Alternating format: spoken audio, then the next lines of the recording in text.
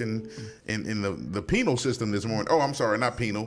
The court systems this morning, didn't you? Is the penal system the same as the court system? Well, or are they completely it could different be. systems? Are you talking about It depends on the outcome. If you're convicted, you go to jail. Oh, okay. Yeah. Good. I'm glad. Yeah. I'm glad you split that up for me. You were on the other side of it, though, right? Yep. Well, I go to court because one of my property managers was not available and called me up last night and says, "You need to get to court tomorrow morning, 9 o'clock." So I turn up with not the amount of documentation that I should have done. And as it happens, a lot of the people in there who I used to see a lot from, now I've got property managers, they do it, but before they said, "Oh, hello, we haven't seen you for a long time." And I was talking to people and they were saying about the problems that they're getting with rental properties at the moment. There's people that are getting in their own pay stubs and changing the numbers. Oh, yeah, of course. There's people that have got residential lease applications because people aren't running the residential applications and they're turning around and saying, "Take my application." I mean, now, why do I need to run it again? I mean, it's just unbelievable, some of the stuff that's going on. And what's happening is, the biggest disappointment, in my opinion, is you've got people where they're taking a lot of this government help. And I do think there's people out there that need the help. But for God's sake, we've got to do a better way to monitor it, where people are actually taking, like Texas rent relief is one thing where people are actually taking the money from Texas rent relief and not paying the landlords who have been very patient, to say the least. You know, we had one landlord that didn't have any rent at all for 30 months. And then the tenant decides to go ahead and take the money and pay their bills off. They even turned around in front of a judge and said, "Well, I needed the money because I need to pay my bills." And yet on the contract that it says that this money is to be paid to the landlord. But that's a flaw in the system, right? Because there's Absolutely. no regulation. There's no way to regulate it. And if anybody need it, the fraud line for the Texas hotline is, because I've got it here, 833-613-7283. The fraud line for the Texas Rent Relief Program is 833-613-7283. Okay. Because it drives me nuts that help is out there. The landlords are the ones that are making the sacrifices. They're still paying the mortgages and doing all the other good stuff. We've got one property, you know, myself.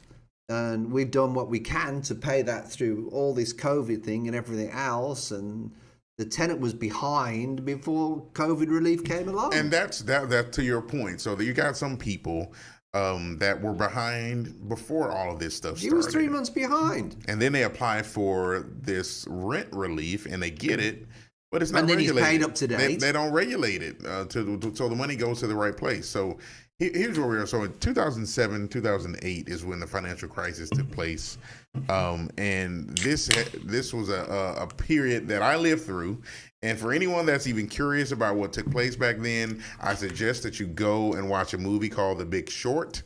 It was on Netflix at one time. It may be on Amazon Prime, but it talks about that period, the global financial crisis and what took place. Well, prior to all of that, we were allowing lending and the monies in this housing bubble and stuff. Nothing was getting really verified. That's where you had your stated incomes and what we call ninja loans, no income, no jobs or assets. You didn't have to verify anything, and people were getting home. One of those. I bought two of them that way, actually. And funny enough, but I got them paid off. The regulations had to start. That's why you got the Dodd-Frank Act that's in place now. So on the mortgage world. Okay, so do you think the Hold on. Do you think the Dodd-Frank was a good thing? Yeah, absolutely. That's what I'm getting to. In the mortgage world, it put regulations, so you had to qualify for a mortgage. So you hear the So you're giving Obama QM. a bit of credit there for a change. Obama, you No, give him I'm a not bit giving of. him. I'm not. Well, you just said it was a good step forward. You said it was a good this thing. was before he came in. Come on, man. Nah. But nevertheless, it was a good step forward in regulating it, right? But in the apartment or the rental world, there really is no regulation. I guess you got the TAA, is that the Texas Association of Apartment? I don't know, whatever it's called. But there's not really a big brother, shall I say, to going over and looking and verifying documents. You're depending on get a realtor. The people get a realtor that knows what they're on doing. those properties to verify this income. And sometimes, because it's money driven, they might accept a fraudulent pay stub because it'll get them paid later.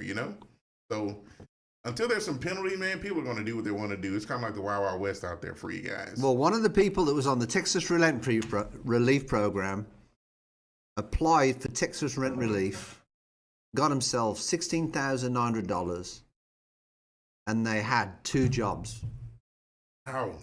They had 2 jobs. That would have taken one phone call. And then they applied to another and got more money. Program and got more money for the same time period. Hey, I say... So Mr. Honest over here, have a guess what Mr. Honest did? Took the loss. He took the L on that one. I called him up and said, this isn't right. Because then what they tell you is when you, it's a good job you did that, because if not, we would have been coming after you or the owner for the money, although the tenant had spent the money. So if there was 2 organizations that you'd applied to, then at some time, they're going to come back to you and they're going to request the money back from the landlord because it should have gone to the landlord, but the landlord didn't get the money. Even though they gave it directly to the tenant. Yes. Yeah, that's ridiculous. That makes 0 sense. And why send it to the tenant in the first place? They shouldn't send it to the tenant.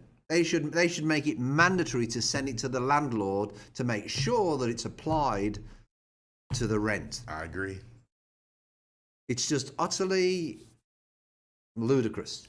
I agree with you on that one. And it's a huge problem in the apartment industry. And, rentals are so hot at the moment. And so what's happening is people are more motivated to modify pay stubs, to modify documentation, I don't know, but I hear things that, it's easy to buy a driving license now or whatever. I don't know, but, you hear stories of, kids getting drinks and stuff that have got, fake IDs. Yeah. And so you think to yourself, now it's more competitive in the rental market that it is in Houston.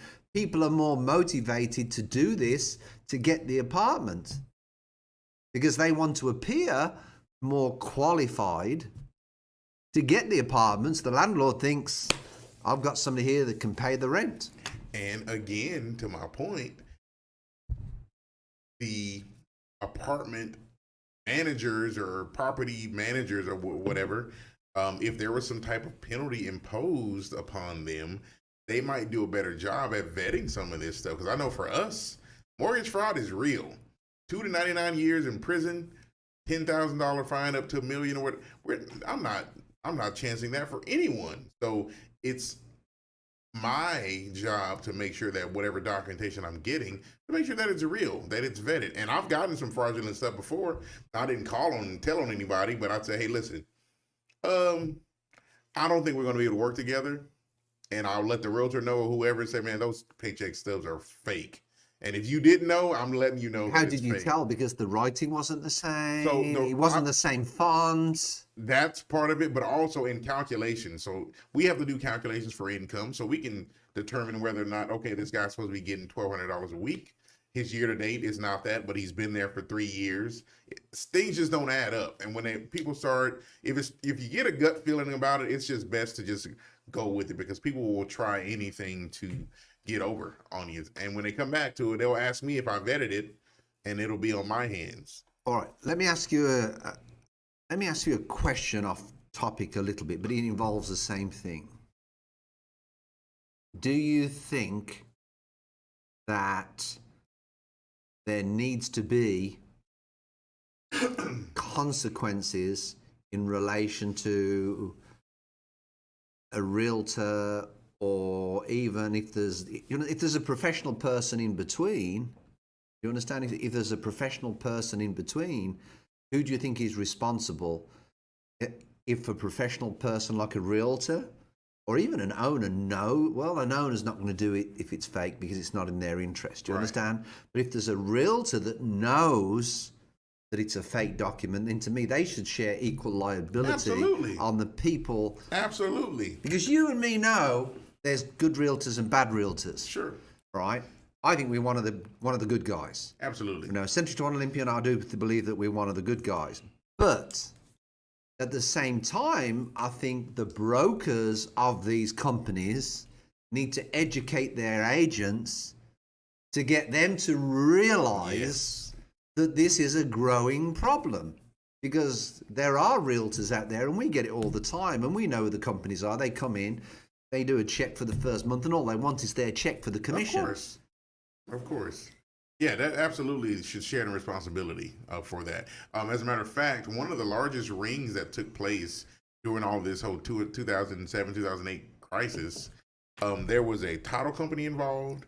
There was an appraiser involved. They was all in it together in 2007. No, they weren't in it together. They worked on the same transactions, but no one was really in cahoots with each other. They were all just doing their fake pieces, and they started over in Arizona, and they moved to Nevada. They did it in Florida, and this group, or whoever the main person was, just employed all these people. I did a class once, and one of the teachers in the class actually said that what caused the problem was, like you said, they were all in cahoots. Right. But they all knew what the numbers were. They all knew where they all knew where they needed to be. Yes. And then you had the loan officers had the problem where you could loan 125% of the value of a property. Yes. Why? So the people had no skin in the game because there was no down payment. So from their point, what was he better off doing? Let's walk. Absolutely. Let's start again. And when the heat gets turned on, who you think is going to tell? Because I'm going to tell. I'm telling. I'm testifying against you. When it boils out down to it. So some of these folks are going to jail for $40,000, $50,000. I've seen it once, in all fairness. I've seen it once where an agent brought it to my attention and said, I think this pay stub is false. And we looked at it and we both said, we think the paycheck is false. But then it gets to a point where you say, well, if I'm wrong, am I going to be accused of something? All right. Or do I just need to follow my gut? Because my answer is at this point is follow your gut. Absolutely. If something smells like, my dad always said, if it smells like cheese, it's cheese. So, the truth of the matter is, I'm honestly thinking to myself, agents as real estate professionals need to be more aware of this problem. Apartments need to be more aware of this problem. Absolutely. Totally agree. It's a collective effort from everyone. And it was interesting. We were speaking to some people this morning. What did they say? It's so easy now to get Adobe Illustrator and this, that, and the other. And you can get it and you can slice it up, you can cut it up, and you can change it. You can. How do you check it? How do you verify it? Will you get lazy agents? Call up the that's one of the options, call up the past employer or the previous employer or whatever. But the other problem is, in all fairness, and I've been guilty of this, if I've got a bad tenant and I want them out my property and somebody calls me up for a reference, have a guess what I say? Oh, good. Go for it, babe. Because I want them out my property. Well, yeah, I think, and you and I have talked about this before, when people are in this business for the wrong reasons, they're only after it for the money, then you can find yourself doing things that can be a little bit shady because you're chasing the dollar, and the consequences are far greater than the money that you can actually make. But if you give great service, then the money will come. It's the value approach. The money will come. You give value. So people cut corners and they cheat and you get in trouble. And the other problem that I've got, and I have problems coming to terms with this, is my final goal in the real estate business, no matter what I do, is putting my client first. Right? We do property management. So we are renting to one of our clients who's a landlord. Sometimes I just wish that my landlord would take a property on a monthly rent, right, for $1,000 rather than $1,100 for somebody that I feel is a little bit shady. Right. But a lot of landlords don't see the value of that. Right. Look at the dollar. All right. I would rather have somebody that I feel more comfortable with paying $1,000 a month than I would have somebody that I feel may not pay me at $1,100 or $1,200. And that's what happened with the lady this morning that we get to court. Because there was so long that we couldn't evict because of COVID. Right. All evictions were put back. Okay. And then, unfortunately, this lady is in a situation, and you can take this however you want, that she might have a bit of help me out with the wording, James, because we spoke about this earlier on. She might have, what's another word for a drug problem? She may be on drugs. Okay. Just say, you know, so it is, man. Obviously she had a bit of an addiction, so that money was going towards, you know, that, doing that, and not paying the rent. And gradually, the landlord that we've,